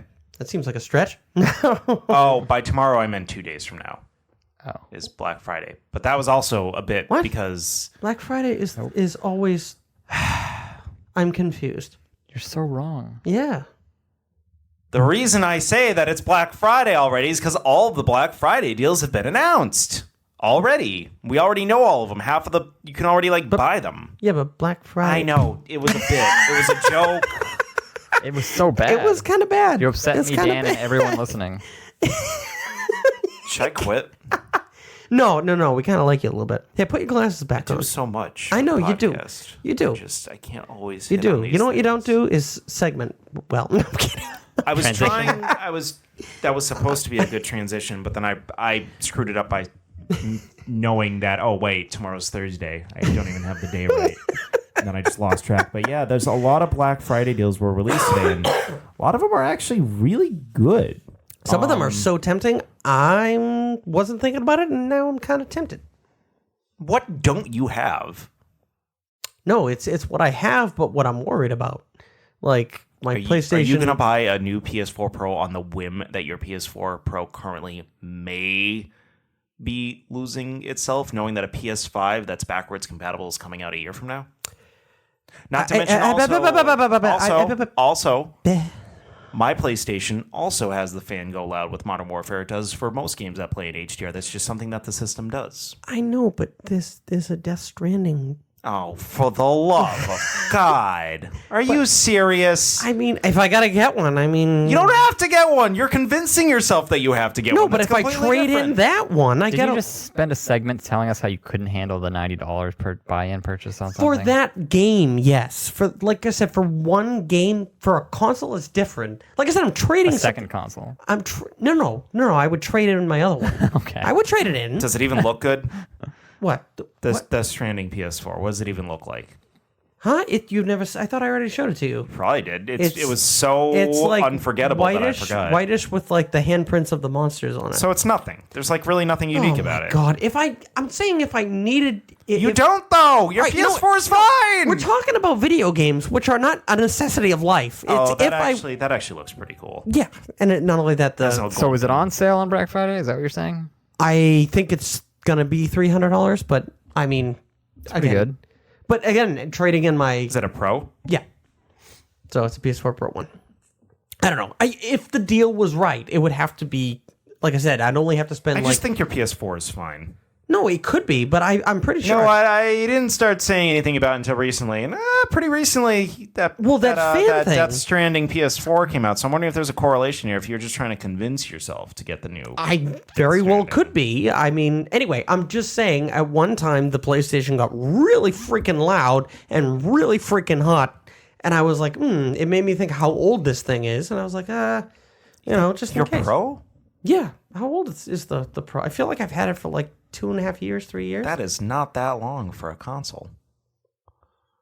No, it could be worse. You could have had the one I had. That I had to go buy a used PS4 Pro from GameStop, take out the power source, put it in my PS4 Pro because PlayStation refused to admit there was a problem with it. I put it in. I gave it back to GameStop. I told GameStop there's an issue with the power source, so they knew that there was an issue. It's not like I just white lie. I didn't lie. No, that's true. I told them the PlayStation I'm giving them has an issue problem with the power source. So here's a little backstory on what happened. So my PlayStation 4 was not just a little loud. My PlayStation 4 Pro would just turn off at random. And then if it turned off at random, I couldn't turn it on unless I unplugged it from the wall and plugged it back in. But wait, there's more. I still couldn't turn it back on. I had to wait a long time and let it cool down. And that started becoming an increasingly big problem. And eventually I decided, with all of my knowledge of how video game systems work, that it must be the power source because I couldn't think of anything else it could be. So I actually, tapped into the warranty. I sent it to Sony. They took it, didn't tell me what they did, sent it back, didn't tell me what they did. They didn't tell me if they fixed it, replaced it, or whatever. They just sent me it back. So they have a horrible... Opposite of Nintendo. Nintendo was amazing. Nintendo told me we could not replicate the problem, so we replaced it for you. That's what Nintendo did. PlayStation said, here you go. Here what I go. Bye. Oh, okay. Thank you. So mine had a actual power source problem. Now, when games play in HDR, in general, it always gets louder with me. Okay. That's every time. Okay. Every time the PlayStation gets louder, it's chugging more power.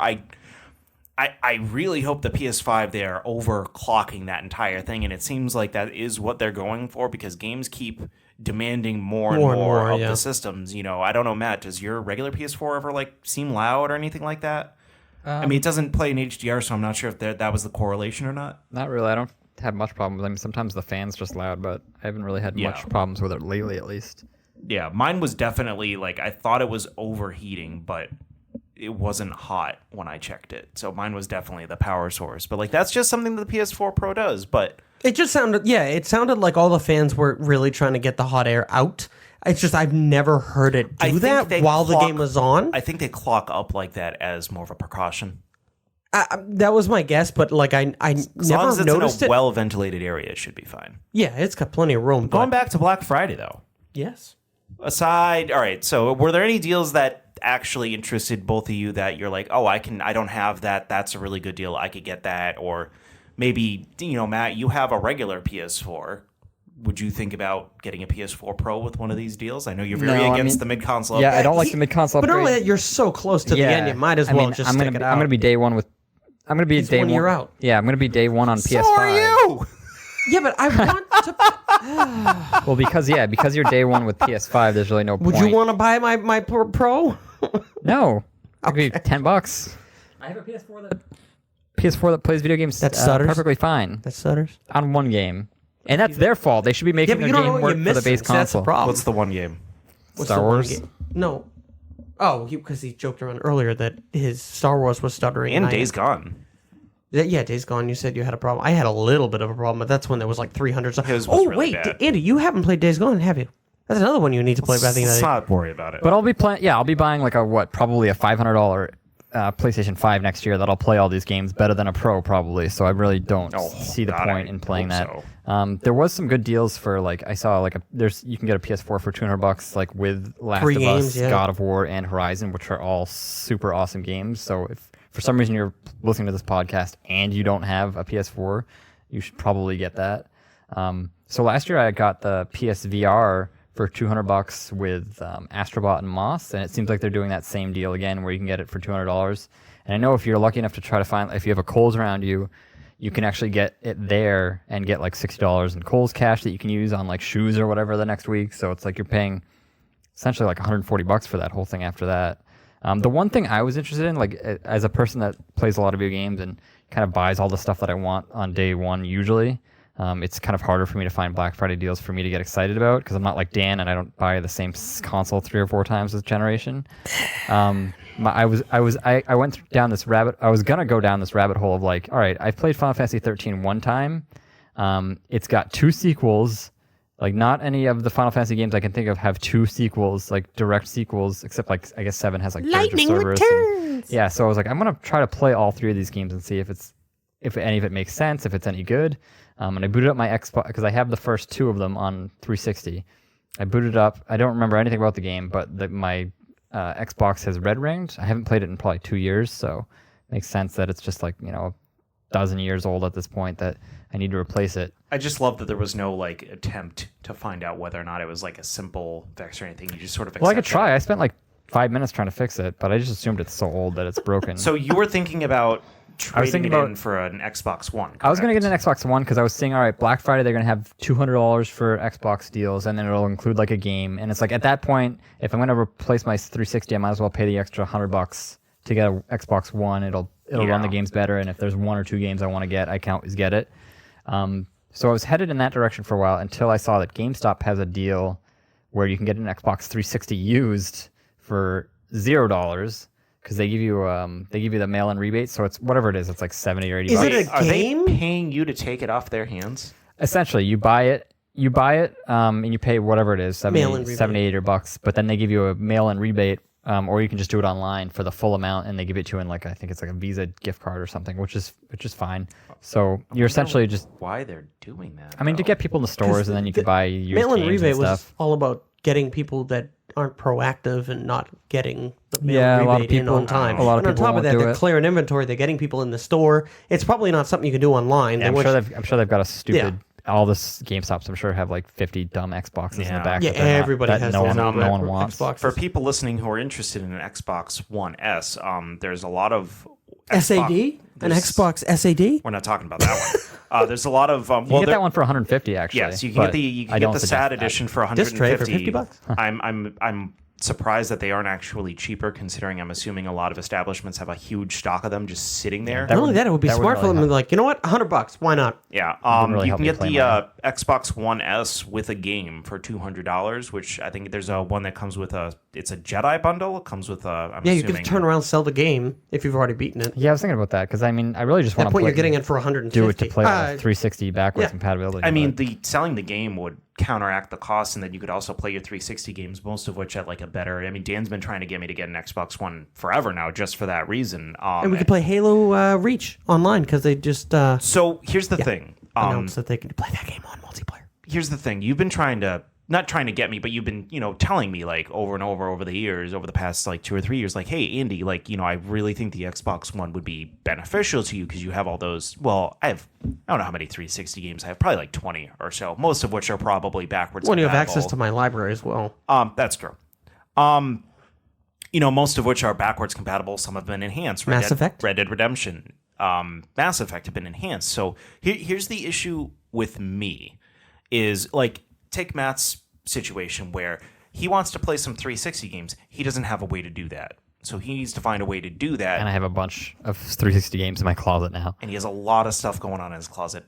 My 360, Matt has the original white version of the 360. I have the black slim version of the 360 that's still in perfect working order. I have no issues with it whatsoever. So, and I'm also not like dying to play any 360 games right now. Where you see like, if I was in this spot where like I wanted to play some 360 games right now, I have way too many current gen games to play right now. Like I don't have a lot of time to go back and go through my 360 library. It's almost like there's not a reason, like I would be coming up with a reason for me to do that just to like have it almost. And I'm trying to avoid that. And I feel like if I do need to go down that road, hopefully the next Xbox will be backwards compatible with 360 games as well. Or maybe the Xbox One X will be like $50 someday or something like that. Or, well, I doubt it if the 360 is going for $70. But is that the Slim or the regular? I forget. I just saw I hope it's the Slim because it was a full rebate. I think it's the regular Xbox 360. Oh, the Slim is so nice. I'm not sure about what hard drive it has or if it even has a hard drive or whatever. But I'm assuming I could just put my hard drive in it. Yeah. Maybe you can get lucky and get a Halo 3 edition. That is cool looking. Yeah, check out our, I don't remember which episode of the podcast it was, but we talked about our favorite console redesigns on a previous podcast. So if you're interested on our thoughts on that, go check that out. I'll leave a link in the description. Do it up. For you to go do that. I got some good deals. What I saw. Yeah, go on. So two things. Dan, the floor is yours. Woohoo! Two things that I would that I saw that jumped out at me right away. One of them was a 128 gig Nintendo Switch memory card. Typically goes for about $70. They're selling it for $35. So I was How many gigs? 128. 128. Okay. So I was like, for $35, I was like, that's not a bad idea. I'm in need of a controller because my PlayStation 4 controller is sticking for some reason, like the touchpad. It doesn't feel like it's on the track. It feels all screwed up, and all the buttons just stick. They don't work for some reason. So I'm like, oh, and of course that's the 500th anniversary one where it's like blue and like kind of gold. So I was like, oh, of course this happens to like a fancy controller that I happen to buy. So you can get, I guess GameStop has the cheapest from what I've seen, controllers at $38.99. Oh, that's a really good deal. They also, I think, are the ones that are doing the PS4 Slim with 3 games for $200. And then for people that are just looking for good deals, Best Buy is doing a bunch. So you can get Super Mario Odyssey for $39.99, as well as Breath of the Wild for $39.99. Which for Nintendo games, that's a huge discount. Exactly. For anything that has the name Mario or Zelda in it and it's not at full price, that's a pretty good deal. Anyone that's been kind of on the fence about Modern Warfare, like, it's kind of expensive, Best Buy is going to sell it for $40 on Black Friday. Days Gone is $19.99, which is a pretty good deal considering the game came out this year. An even better deal is Resident Evil 2 Remake for $14.99. That's an excellent deal for anybody that is trying to get into the Resident Evil game. Borderlands 3, if you're on the fence, $27.99 brand new. Because I love this game, and I feel like people should really go out, especially if they liked Fallout and Dragon Age type of thing. Greedfall is $30 instead of $50. And then Gears 5, already it's down to $25 if you're looking for an Xbox game. So, I'm sorry, just to backtrack, could you reiterate what micro SD card you were looking at? Yeah, it was on Best Buy on their Black Friday deal. It said it's a 128 gigabyte Nintendo Switch memory card for $34.99. They said regularly like $69.99. Yes. So I would definitely shop around because I just walked over to my room while you were talking about that. I have here a SanDisk Ultra micro SD card, 256 gigs that I got for $40 on either Prime Day or Cyber Monday. So definitely just, especially with Cyber Monday. You could saw something even better than the 128. Yeah, Cyber Monday coming right around the corner from Black Friday. I would definitely like do some super research on that because a lot of these places will say like, oh, here's a card specifically for the Switch, but every micro SD card will work with the Switch. You don't need like a specifically reprogramming or anything. No, you don't need any specifically designed. A lot of you know what? I'm going to backtrack that a little bit. You might have to do a little research just to make sure. Like I was, this one I saw on IGN's daily deals or one of the Prime Day deals or something, and it did specifically say in the deal description, hey, this works with Nintendo Switch. So there might be some that don't, depending on whatever. But, I'm just saying twice the gigs for same price. So just in case, I would just keep that in mind. Okay. That's why I actually went to my room because I'm like, I don't remember how much that was because I haven't actually used it yet. I haven't actually... I bought it just because I knew I would need it down the line, and it was a really good deal at the time. Actually, I will be needing it pretty soon to use on my Switch, but not yet. What other Switch games you got downloading coming up soon? Got my fingers in some dipping in some pies. I'll talk about soon. I think you said something about ukulele. Oh yeah, I might get you. I don't know if that deal's still good. The ukulele was like $13 on the Switch store. I thought about. That's a good game. Getting worth that. Getting for $13. That's the Banjo and Kazooie team, right? Yeah, it's like the original spiritual successor. Yeah, kind of it was not like made by necessarily all the same people, but a lot of the people who used to work at Rare during that time, or was it just people wanting a Banjo Kazooie? There was a couple people that were involved. Yeah. In the older games. So the only deal that I was really looking at from like the video game specific deals, I did think about the Xbox One thing. That's not spending $200 on an Xbox right now. Even just the $200 just really isn't in my price range for what little I would be actually getting it out of it right now. But something that I did slightly more consider was what Matt mentioned earlier, the PlayStation VR Astrobot Rescue Mission bundle for one. It's for $200, but you get $60 back in Kohl's Cash, which Kohl's is where I buy most of my clothes anyways. So it's a super good deal. It is a super good deal, but I am just worried that PlayStation 5 is going to come out with their own VR a year from now with the PlayStation 5, and it's going to be like way better. So I'm kind of holding on for that. And I thought they were still going to stick with... This is going to be compatible with the PlayStation 5. I'm assuming there will be a better version that will come out, but I also assume it won't be out at launch because I don't think they want that introduction price tag to scare people off. Like, I have to buy a $500 system and then I have to buy a $300 VR headset. Like, it just gets to be too much. I think they're going to lean into just it can use your old VR, and then maybe a year down the line they'll say, we've got the PSVR 2 or whatever. You can get the Xbox One S for $200 at Kohl's and get $60 back with Kohl's Cash. So technically that's an Xbox One S for $140. Does it come with Star Wars as well? Yes. Wow. So that's $60. They're $50. And then you get $60 Kohl's Cash. Pretty good deal. Damn. Andy's going to get an Xbox. You can see it in his face.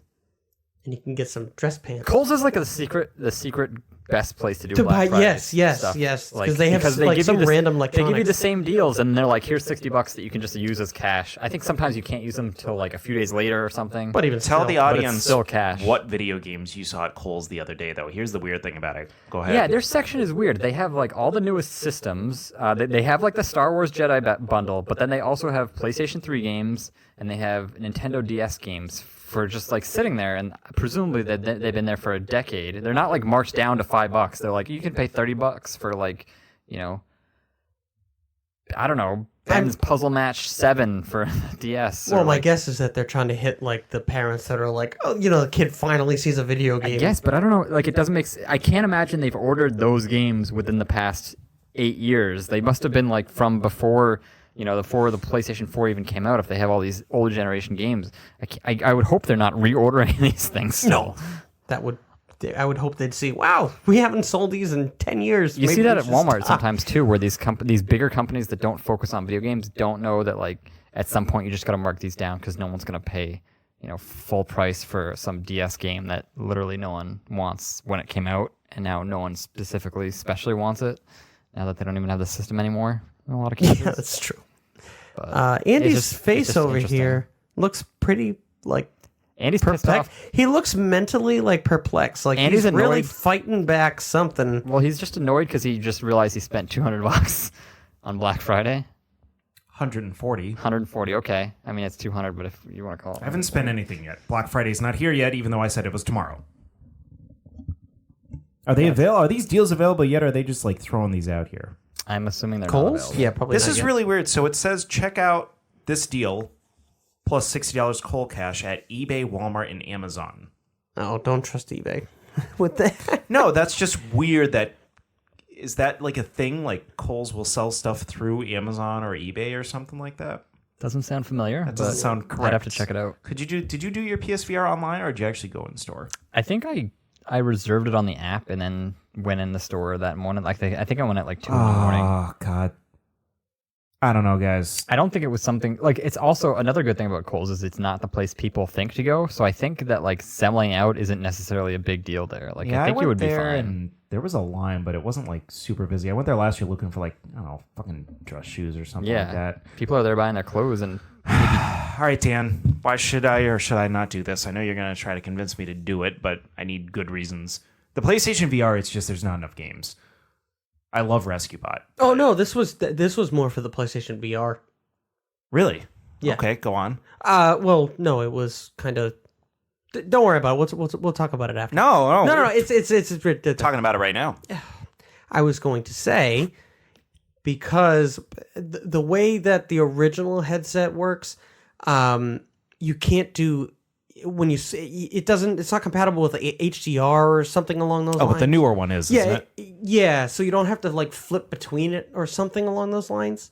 yeah, I mean I have the newer version. It was like 2 years ago that they released the newer version. That just like I think the old version didn't have HDMI support. I'm just not exactly sure because I never had it and I didn't really care because I had the newer version. Yeah. I feel like the PS5 version is going to be so less cumbersome. Well, I'm Well, assuming hopefully wireless. it'll probably too. be wireless. It'll probably be How obviously often better, do you... but I know, Matt, you use yours a lot. You go on Gamefly and you try to find every good VR game out there. Dan, how much have you used yours really since you've gotten it? Realistically. I'm not trying to call you out here. No, I haven't used it a ton. There's been some games that I bought and I'm like, oh, I want to try this in VR. Like No Man's Sky is PlayStation VR. But if you had a choice, like if you wanted to go play Resident Evil 7, No Man's Sky, or one of those games, or Skyrim right now, what is the definitive version you would choose to play them on? Resident Evil 7 is definitely much better in VR. Oh, absolutely, hands down. Like I didn't love that. I didn't really like that game when it came out. When I played it originally, I just played the standard version. But then when I played it on VR, it was so much better. Different experience, It's like a world completely different. I played the whole game and I wasn't freaked out really at all. Yeah. I was like, oh, okay, yeah, But when you hear like the mold monsters like around you and you're like, oh fuck, I have to physically turn around and look at this damn thing. It's a completely different like feeling. I was like, whoa, to the point where I actually like it scared the crap out of me to the point where I had to take the headset off and like breathe for a second. I was like, holy crap, that was a crazy experience. But I'm like really worried that I'm going to get an Xbox One S now that I really don't need. You want to get Xboxes on Black Friday? Really not going to Me and Andy are going to get Xboxes on Black Friday. Who's in? Dan's going to get another one. We might as well start. no, I am not. I have an Xbox One X. I'm good. Yeah, but you could have a One S with an extra game and sell it for more than you bought it for. That's sounds like it's up your alley. No, I'm good. Okay. I'm good. I was only being sarcastic anyway, so that's I didn't fine. think you were. You didn't think I was being sarcastic? Not You thought I at was all. Truthfully telling you to go out and buy one. Yeah, I don't know. That's going to be... I'm going to have to talk to my girlfriend about that one. I need her input on that because she's usually good at telling me... We're good at telling each other, like, you don't need that. She's good at telling me that. I'm good at telling her that. It keeps us both, with more money in our pockets and less stupidness in our rooms. So... Okay. But I don't know. We'll see. I don't know. $140. That's a really good deal, and I don't need the X.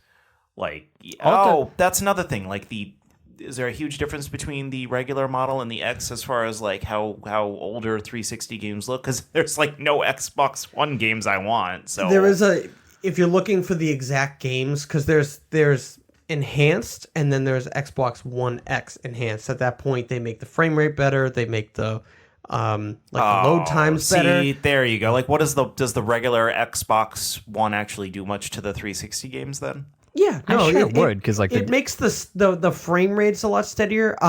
There is I can't think of the YouTube. The YouTube channel is called Digital Foundry. They do a great job at doing comparisons. Oh, I thought you meant on Xbox One. They don't call it YouTube. They call it Digital Foundry. I thought that's what you meant. Did that come out weird like that? No, sorry. No, my thought process just went really weird. So it's a YouTube channel called Digital Foundry. Yeah, okay. and they do comparisons. So like at one point, after the show, you should take a peek at like Red Dead Redemption, and then they do it compared to the original 360, the Xbox One S, and then the Xbox One X. I feel like and they do the frame rate. They show like how the dips are in like I think I've gameplay. already convinced myself this is a stupid idea.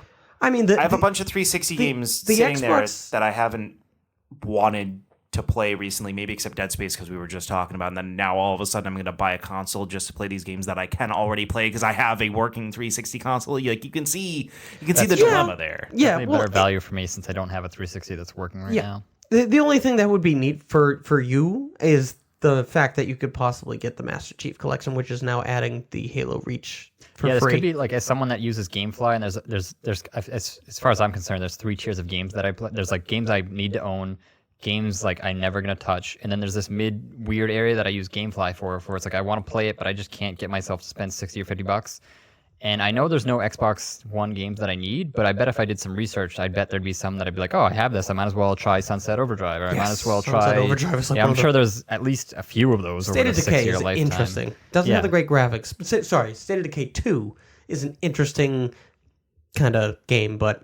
Oh, by the way, that reminds me, Dan, you are my video game library. I need to write down a few games for you to let me borrow. That's next fine. Time we see each other. But you have to buy the Xbox One X. No, I'm kidding. The Xbox. Oh God, he upped it to the X now. No, sorry. No, S, not X. That's about all the time we have. Though, is there anything you guys want to bring to the table? Any other? Yeah, we didn't talk about Half-Life 3 or like Half-Life Araria or whatever her name is. That is a big deal. Yep. Wow, this might be our first over 2-hour episode. All right, yeah, let's do it. So Valve did a surprise announcement that there's going to be a new Half-Life thing coming to VR only. Yeah, so it got leaked on like I think Monday, and then Monday night they were like, screw it, we'll just announce it. So they announced it on Twitter, and they're actually doing their like official announcement on Thursday. So tomorrow or when this airs or whatever, you'll probably already know what it is. So it's a completely VR game. It's not Half-Life 3. It's whatever that main character's name is. I forget. I should know. It's like Half-Life, her name as the game. But yeah, it's like it's kind of strange just because it's not going to be it doesn't look like it's going to be like a regular first-person shooter considering it's a VR game.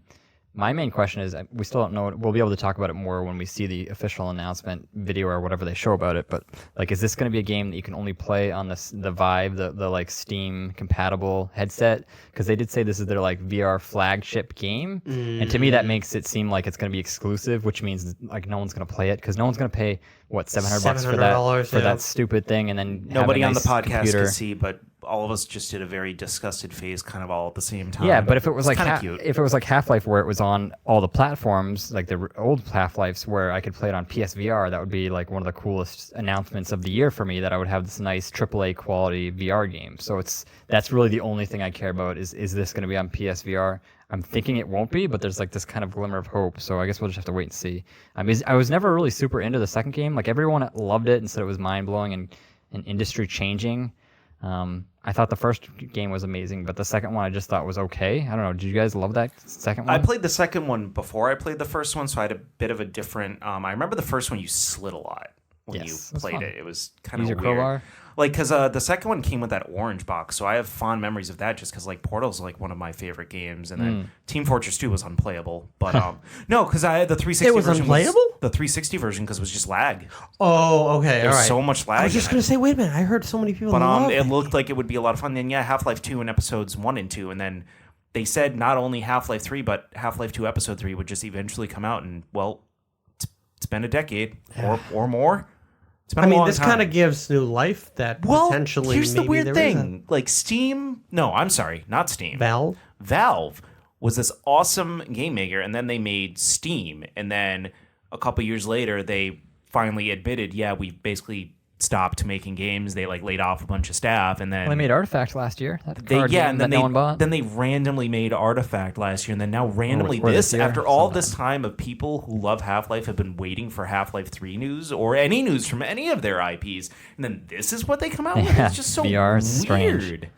It's very strange. It could be Yeah. just like a tech demo that they were like, let's get some money potentially for it and keep working on another project. I have been waiting for Valve to say we're making games again for a long time, and like granted, they've done a lot for the PC gaming community. I'm not, trying to diminish what they've done with Steam and everything like that, but they made some of my favorite games: Left 4 Dead 2, Portal 1 and 2. Valve, are they Xbox exclusive? No, They're not. they're their own. They're not. Okay, because I remember Left 4 Dead was Well, always Xbox. I'm pretty never sure PlayStation. was the Orange Box Orange Box exclusive to No, 360? the Orange Box did come out for PlayStation 3. Left 4 Dead 1 and 2, I'm pretty sure. But Left 4 Dead, I think some company who actually owns the IP for Left 4 Dead is making a third, though. A different company. Oh. I'm almost sure that I saw that somewhere. So I don't know if maybe that wasn't an IP Valve owned. Maybe they just had a hand in the engine. Oh, okay. But still, like, this must be like a slap in the face to any person who was... I mean, I am pretty sure most people gave up on Half-Life 3 ever coming out, but I just assume this is a huge like slap to the face to any of those people.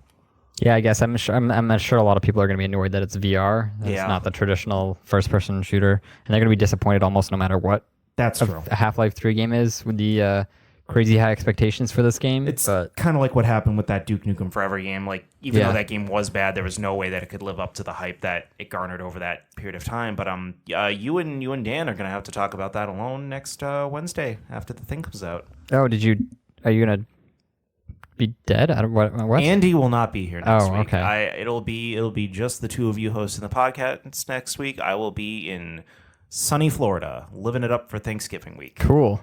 Yep, going down to see my dad, my stepmom. So that'll be really fun. So we're going to have our second good podcast. Woo! Because this is the second time you've been gone. All right. So, where can people find you guys? You can find me on Matt Talks Games on the Twitter, but I don't often talk there, so sorry about that. You can find me, Dan, on Twitter at Game Review Guy. You can find me wallowing in self-pity in the corner of this room currently. Also at Highly and Andy on Twitter. We love you, Andy. You can also find the podcast at manabarpodcast on Twitter or at the Manabar Podcast on Instagram. You can also email us at manabarpodcast@gmail.com. And happiness flows through you, Andy. It's okay. He won't be here next week. You don't have to deal with this sour face. And this is the ass hat, the other ass hat, and the bargain bin gamer logging the fuck off. S's. Pepsi sucks. Coke is the worst. By the way, don't both of you accept the other brand when it's the only thing available in restaurants? Like, Yes. whenever someone tells you we only have Pepsi, you still drink it. Whenever someone says we only have Coke, you still drink it. I try to find something different, but yes, I will accept it if I have it.